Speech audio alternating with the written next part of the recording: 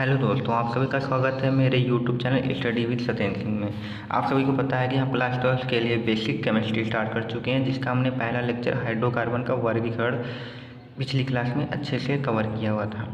आज हम उसी के आगे हाइड्रोकार्बन का एक डिटेल में उसका जो वर्गीकरण था उसका बारी बारी से सभी का हम डिटेल में अध्ययन करेंगे। तो हाइड्रोकार्बन का हमने आपको बताया था, इसके दो टाइप होते हैं, एक था खुली श्रृंखला वाले यौगिक, एक था बंद श्रृंखला वाले यौगिक। तो आज हम खुली श्रृंखला वाले यौगिक का अध्ययन करेंगे, जिसे हम एलिफैटिक भी कहते हैं। तो हमें पता होना चाहिए एलिफैटिक क्या होता है।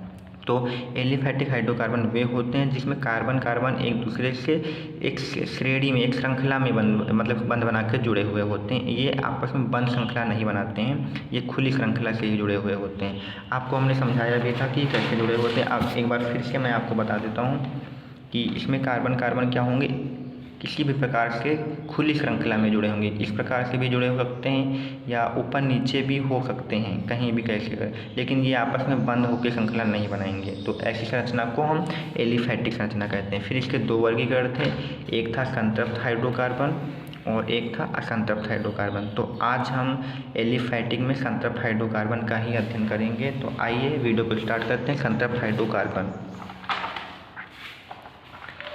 तो हमारा एलिफैटिक में आज का हमारा जो टॉपिक है वो संतृप्त हाइड्रोकार्बन है। पहले आपको बता देते हैं कि संतृप्त हाइड्रोकार्बन को समझने से पहले आपको एक छोटी सी जानकारी होनी चाहिए कार्बन के नाम के बारे में। तो कभी भी किसी के लिए कार्बन के नाम लिखने हैं तो यहाँ पे नाम लिखेंगे कुछ कार्बन। अगर किसी यौगिक में कार्बन 1 होगा तो उसके लिए जो नाम लिखना है हमें मेथ लिखना है। अगर किसी में कार्बन 2 होंगे तो उसके लिए नाम जो हमें लिखना है एथ। 3 कार्बन के लिए प्रोप लिखना है, 4 के लिए ब्यूट लिखना है और 5 के लिए पेंट, 6 के लिए हेक्स लिखना है और 7 के लिए हेप्ट, 8 के लिए ऑक्ट है, 9 के लिए नॉन है और 10 के लिए डेक है। इसी प्रकार आपको सभी का नाम याद रखना है, क्योंकि ये नाम कम से कम नहीं तो 6 तक आपको याद होने ही चाहिए, क्योंकि इनकी आवश्यकता आपको पड़ेगी। तो आइए हम संतृप्त हाइड्रोकार्बन स्टार्ट करते हैं। तो संतृप्त हाइड्रोकार्बन वे हाइड्रोकार्बन हैं जिसमें जो कार्बन कार्बन के मध्य जो बंध होता है वो एकल बंध होता है। मतलब इसमें कार्बन जो होंगे आपस में सिर्फ और सिर्फ एकल बंध से जुड़े होंगे और उनके बीच में द्विबंध या त्रिबंध कुछ भी नहीं पाया जाएगा, सिर्फ और सिर्फ एकल बंध से जुड़े होंगे। संतृप्त हाइड्रोकार्बन का हमारा जो उदाहरण है वो एल्केन श्रेणी के सदस्य हैं। तो संतृप्त हाइड्रोकार्बन में हमें एल्केन पढ़ना है। तो आइए हम एल्केन को स्टार्ट करते हैं। एल्केन का जो सामान्य सूत्र होता है इसके यौगिक बनाने का वो होता है CnH2n+2 तथा एल्केन के अगर आपको नाम लिखने हैं तो उनके नाम के अंत में क्या करना है। सबसे पहले एल के नेम का मतलब होता है जितने कार्बन होंगे उसका नाम हम यहाँ से देख के लिख लेंगे और नाम के अंत में हमें क्या लगा देना है, एन लगा देना है। कुछ नहीं करना है, हमें सिर्फ और सिर्फ फॉर्मूले में उसके वैल्यू रखना है, जहाँ पे एन का मतलब संख्या है, संख्या 1 2 3 4 5 कुछ भी हो सकती है। सिर्फ इनकी वैल्यू रखना है, वैल्यू रख के जितने कार्बन आएंगे उसका नाम लिखना है और नाम के अंत में सिर्फ हमें एन लगा देना है, वो एल्केन श्रेणी का सदस्य हो जाएगा। आइए आपको करके दिखाते हैं।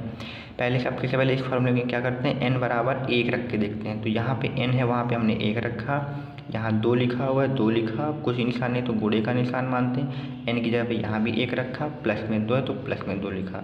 2 1 कम 2 2 कितना हो जाएगा, 4। एक कार्बन है तो एक कार्बन ऐसे लिख लिया। तो ये हमारा फार्मूला बन के आया है एल्केन श्रेणी का पहला फार्मूला CH4। अब यहाँ पे देखते हैं यहाँ पे कार्बन कितने हैं, 1 है। तो सबसे पहले कार्बन 1 है तो इसके लिए हमें एक कार्बन के लिए क्या नाम लिखेंगे, मेथ लिखेंगे, जो कि हमने आपको इधर समझाया था पहले। फिर ये एल्केन श्रेणी का सदस्य इसलिए इसके नाम के अंत में एन लगाएंगे, तो मेथ में एन लगाएंगे तो हो जाएगा मीथेन। और हमने आपको बताया था कि संतृप्त हाइड्रोकार्बन में जितने भी कार्बन होते हैं वो एकल बंध से जुड़े हुए होते हैं।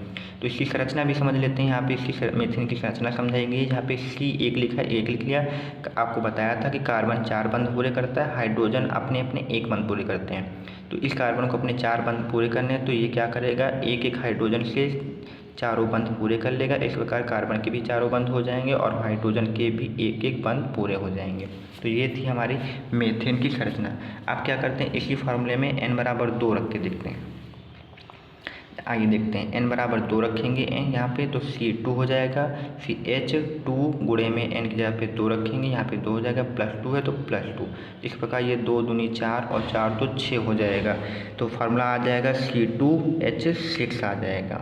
तो 2 कार्बन के लिए हमने यहाँ पे नाम लिख रखा है, एथ लिख रखा है, तो यहाँ पे हम 2 कार्बन के लिए एथ रखेंगे।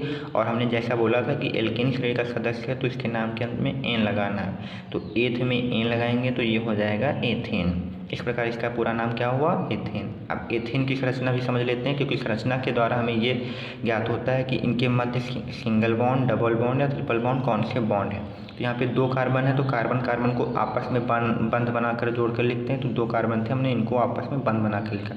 अब देखिए इनको भूल जाइए, सबसे पहले देखिए इन कार्बन को, इस कार्बन का एक बंध इसके सामने पूरा हो चुका है, इसका मतलब इसके 3 बंध कम है। तो क्या करेंगे, 6H में से 3H हम इसको दे देंगे। तो इस प्रकार इसके 1 2 3 4 बंध पूरे हो जाएंगे। अब इस कार्बन के ये हम अभी भूल जाते हैं, सिर्फ इसको देखते हैं, इसका 1 बंध पूरा है, तो इसके 3 बंध कम है, तो बचे हुए 3 हाइड्रोजन इसको हम दे देंगे, तो इसके भी 4 बंध पूरे हो जाएंगे। इस प्रकार इसकी संरचना में सभी जगह एकल बंध का प्रयोग हुआ है, अर्थात यह एल्केन है।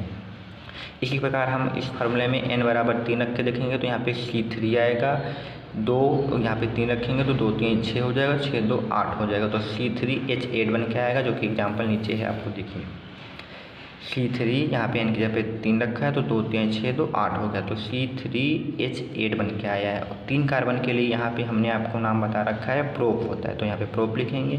एल्केन श्रेणी का सदस्य, इसलिए इसके नाम के अंत में एन लगाएंगे, तो प्रोप में एन जोड़ेंगे तो ये प्रोपेन हो जाएगा। अब प्रोपेन की संरचना भी समझते हैं, इसमें 3 कार्बन है, तो सर्वप्रथम तीनों कार्बनों को एकल बंध के द्वारा लिख लेंगे। अब यहाँ पे देखेंगे इस कार्बन के मध्य एकल बंध है, इसका मतलब इस कार्बन का 1 बंध पूरा हो गया, 3 बंध कम है, तो वह 3H से अपना 1 बंध पूरा कर लेगा, तो उसके 4 बंध हो जाएंगे। इस कार्बन का देखते हैं, इसका जो 2 बंध हैं दोनों कार्बन से पूरे हो रहे हैं, बचे 2 बंध वह H से पूरे कर लेगा, तो 1 H ऊपर हो जाएगा, 1 नीचे हो जाएगा। इस कार्बन का सिर्फ इस कार्बन के साथ 1 ही बंध पूरा हो रहा है, तो बाकी के जो 3 बंध हैं वह हाइड्रोजन से पूरे करेगा, तो 3 हाइड्रोजन इसके साथ जुड़ जाएंगे। इस प्रकार इसके साथ 1 2 3 4 5 6 7 8 हाइड्रोजन जुड़ चुके हैं, जो कि हमारे पास 8 हाइड्रोजन हैं भी। आइए एक और एग्जाम्पल समझते हैं n बराबर 4 के लिए। इसी फार्मूले में जहाँ पे n था वहाँ पे हम 4 रखेंगे, जहाँ पे n था वहाँ पे हम 4 रखेंगे। 2n था तो 2n, n की जगह पे 4 4 दूनी 8 हो जाएंगे, और प्लस में 2 लिखा था तो ये भी 2 जोड़ लेंगे, 4 दूनी 8 2 10 हो जाएंगे। तो यहाँ हो जाएगा C4H10। 4 कार्बन के लिए यहाँ पे नाम आपको दिखा देते हैं क्या लिखा हुआ है। 4 कार्बन के लिए नाम जो लिखा हुआ है वो ब्यूट लिखा हुआ है। अब यहाँ पे 4 कार्बन के लिए हम ब्यूट लिखेंगे और नाम के अंत में एन लगाएंगे, क्योंकि एल्केन श्रेणी का सदस्य है, तो ब्यूट में एन जोड़ेंगे तो हो जाएगा ब्यूटेन। इसकी संरचना समझ लेते हैं। 4 कार्बन है, तो 4 कार्बन को हम एक लाइन में आपस में बंध बनाकर जोड़कर लिख देंगे। अब देखते हैं इसका बंध 1 पूरा होगा इस कार्बन के साथ, तो बच्चे 3 वो हाइड्रोजन के साथ पूरे कर लेगा, इस प्रकार इसके 4 हो जाएंगे। इस कार्बन के साथ 2 कार्बन के बंध जुड़े हुए हैं, तो 2 तो इसके पूरे हो जाएंगे, बच्चे 2 हाइड्रोजन के साथ वो पूरे कर लेगा। इसी प्रकार इस कार्बन के साथ भी 2 कार्बन जुड़े हुए हैं, तो 2 बंध तो इसके साथ पूरे कर लेगा, बच्चे 2 अपने हाइड्रोजन के साथ पूरे कर लेगा। इस कार्बन के साथ 1 कार्बन जुड़ा है, मतलब इसका सिंगल बॉन्ड पूरा हुआ है, बाकी बच्चे वो 3 हाइड्रोजन से पूरा कर लेगा।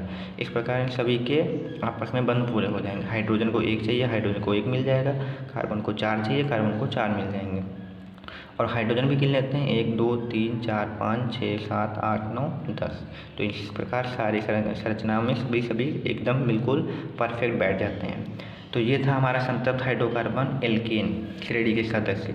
आई होप आपको वीडियो पसंद आया। अगर वीडियो पसंद है तो प्लीज़ चैनल को सब्सक्राइब करना मत भूलिएगा। और हाँ, इस चीज़ को हम ऐसे भी